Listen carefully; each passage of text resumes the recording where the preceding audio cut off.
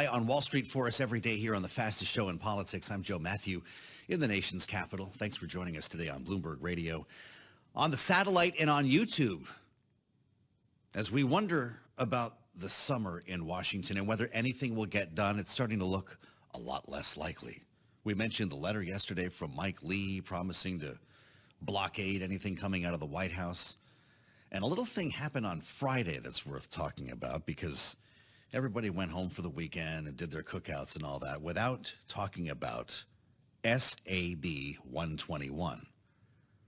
Kaylee's ears must be burning in the other room right now. I haven't had a chance to bring it up. The Security and Exchange Commission Staff Accounting Bulletin 121. What could this mean? It ended up in a veto at the White House. And a lot of folks are wondering, after the FIT 21 bill passed, with a God crypto heaven in the House, Ether, ETFs get approved, it's a brand new day. But maybe not for this White House. That's where we start this week with our pal Nathan Dean, Senior Policy Analyst at Bloomberg Intelligence. Great to see you, sir. Oh, thanks for having me again. What the heck happened there? And are we getting a little over our skis when it comes to crypto as long as Joe Biden's in the White House? Well, you know, it's kind of funny that we're talking about an SEC staff accounting bulletin. Yeah, this is Bloomberg as wonky Radio. as you're ever going to make me here. Exactly. So for the listeners that aren't aware, you know, this essentially is an SEC directive on the accounting front telling banks that you cannot hold crypto assets unless you count them as liabilities. And the banks are going to be like, well, we're going to limit how much we do here. Now, the reason why it got to the White House is because Congress, through both the House and the Senate, approved a Congressional Review Act, a CRA resolution to try and overturn the SEC. And in fact, 60 senators voted for this, including Senator Schumer out of New York. Wow. And so that sort of made a lot of the crypto world thinking, okay, well, wait a minute. We've got some bipartisan work here. With the FIT 21 House vote attracting 71 Democrats, all of a sudden the crypto world's like, wait a minute, we got something here. Yeah, bring me some stable coin. Exactly. Now, the problem is that President Biden had 10 days to veto this, and he didn't give the crypto world any indication on what he was thinking.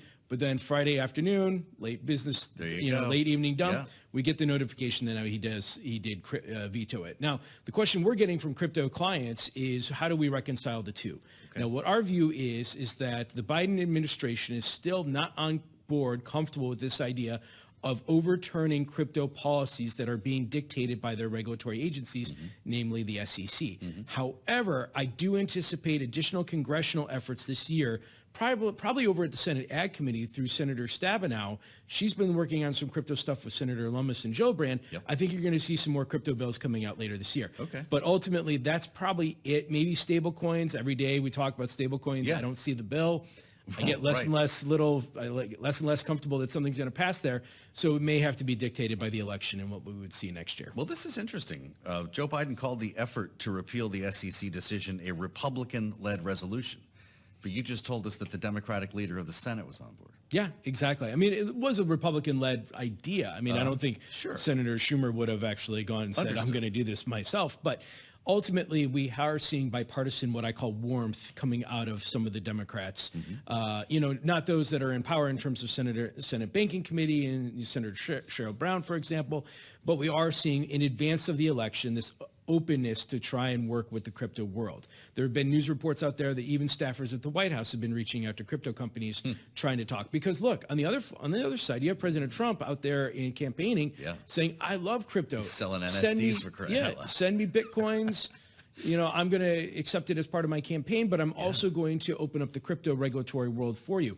Even there was a Bloomberg News report that Elon Musk is advising him on crypto. So I think there's a lot of election, what if scenarios being played out. Some motivation here for Joe Biden to do something. Yeah, exactly. But he just vetoed this. Yeah. Would he sign a stablecoin bill? I think he would sign a stablecoin as long as Treasury and Maxine Waters, the ranking member of the House Financial Services Committee, is on board. Okay, sure. We've heard that they are still negotiating. We've heard that they're still open. They're close. But look, they've been close we've been talking about this for a year and a half now. It's been a long time. So if I don't see the legislation coming out in the next few weeks, then it's going to have to be a lame duck bill, and anything can, lame duck really just depends on what happens in the election. Yeah. Boy, I'll tell you what. You add the Dogecoin dog dying. I mean, you can look at this a couple different ways, Nathan. It's this bad joke. I'm sure they'll find me on Twitter.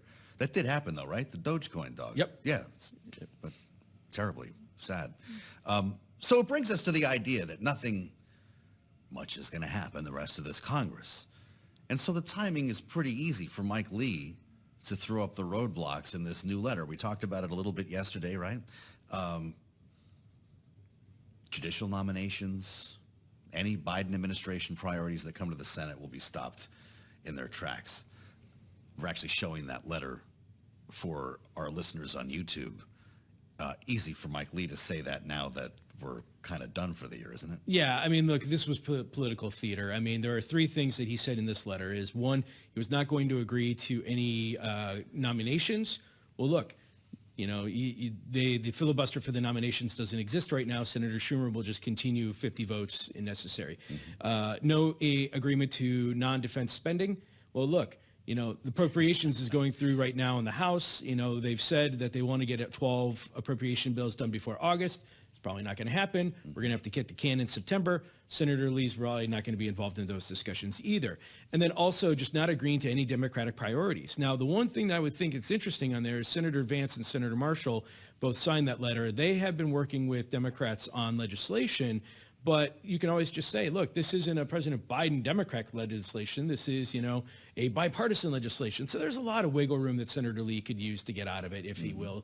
You know, I think it's a political exercise. I mean, also just remember, you know, he's writing in this is in response to the President Trump trial up in New York, which was state. President Biden doesn't have anything to do with that. It's funny how that works. I mean, the chorus asked Marjorie Taylor Greene. You would think that Joe Biden was actually the judge in Lower Manhattan. It is a state court, but there's a defund New York movement coming courtesy the gentlelady from Georgia on the House side. None of this is going anywhere, though, right? No, it's not going to go anywhere, but it's good politics. I mean, look, you have to placate to your base. And if your base is feeling this and you're seen out there fighting, then it's good politics. But you know, it doesn't hurt anything to just offer up legislation. It doesn't cost you anything. It's not really hard. Sure. Hey, staffer, go write me some legislation. I'm just going to throw it out there. So it's an easy exercise for a lot of these policymakers to do. It's not going to go anywhere. You know, it's not even going to be a discussion, I think, when we get to a shutdown. We're back then to the Farm Bill. That's going to be kind of the only product that comes out of this Congress between now and the election, the end of the year. Yeah, I mean, there's three things. It's the Farm Bill and, you know, the general government spending bill that's due September 30th. Always keep in mind the NDAA is out there. They can always kick the can on that one. But really, it's just, I think a lot of it now is, hey, let's just wait for the election and see what plays out. And if you get an election where President Trump wins, you know, I think the lame duck period is really quiet. If you get an election where President Biden wins, then there could be some opportunities for lame duck chances for like marijuana banking or something like that. But for the rest of the year, I think it's going to be a lot of judges and post offices. We asked Patrick McHenry about that the other day. Wouldn't touch the lame duck. But you're right. There are some things happening in Washington. Tell us nothing gets done around here. Nathan put this in front of me today.